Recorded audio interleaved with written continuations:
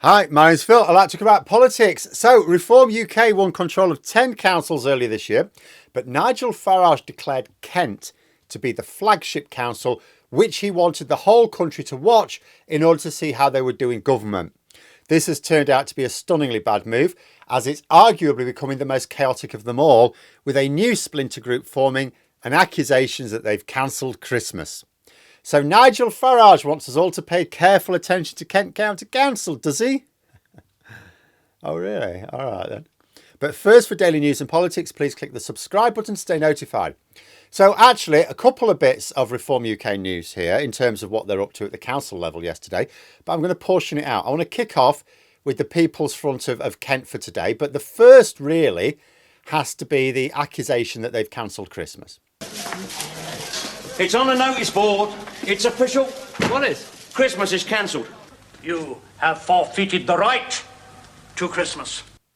More specifically, that they are withholding permission for a Kent parish to put up Christmas lights. Now, being fair, it's not directly the Reform Council's fault, and any council would have done the same. But only Reform UK looks stupid for doing it. They're being accused of cancelling Christmas for the first time in England since the days of Oliver Cromwell. And the King should probably be a bit wary of that if Reform UK ever do form a government. See, Cromwell was not just famous for outlawing Christmas, as well as not exactly making friends in Ireland, but also for decapitating King Charles I.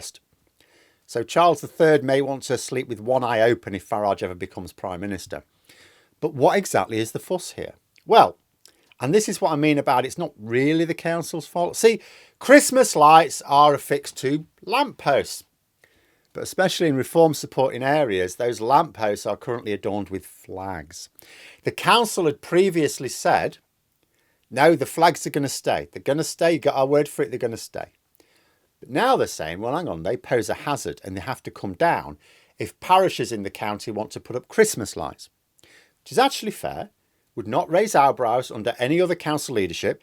In fact, councillors of other parties, including I know there's Labour councillors in Kent, have said it's only dickheads putting the flags up anyway. The council should just be firmer. But Reform UK have made a big thing of supporting the flags and mostly denying the safety concerns, including in Kent. There have been some other Reform councils have had to get tough on them, but not in Kent. So to a certain type of Reform supporter who doesn't see the problem with flags and Christmas lights, they think their Reform UK council is trying to force people to take the flags down and using the threat of a cancelled Christmas for Tiny Tim in a mean-spirited display of blackmail. And to think all this fuss because of a beer-fueled, gammon-themed geriatric TikTok craze which started this summer. But this is just one way in which Reform UK are attracting unwelcome media attention in Kent. And remember, it's Nigel Farage who decided this was his flagship. It wasn't the media who said, oh, we're going to choose this as flagship. He decided. Look at what we do here, he said, to prove we can govern.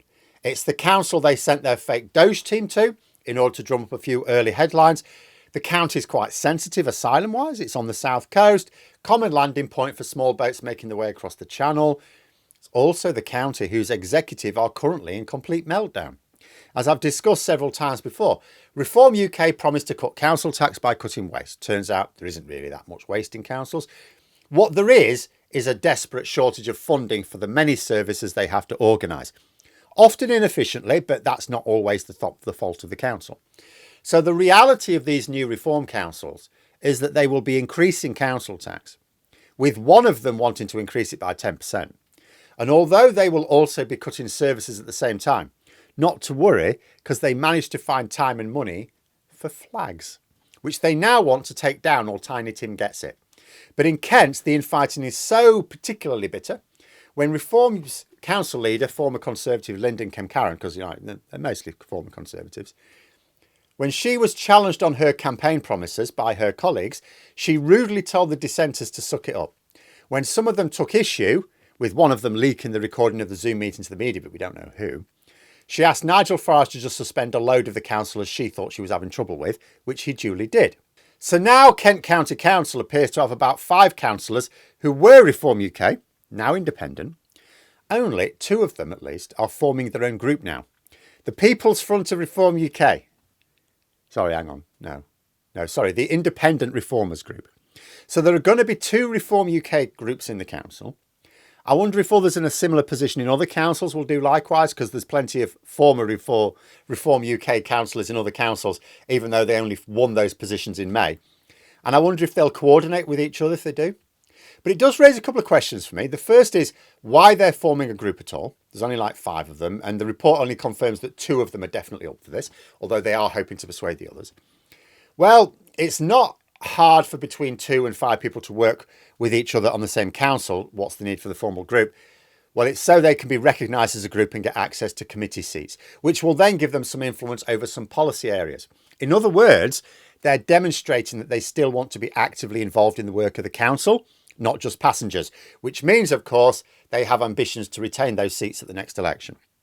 So then the second question, so why form their own group? I mean, there already is a group for Reform UK rejects. It's called Advance UK. It has the backing of Elon Musk and some funding behind it, although I'm not sure how much. But it would have more resources than their own DIY working group.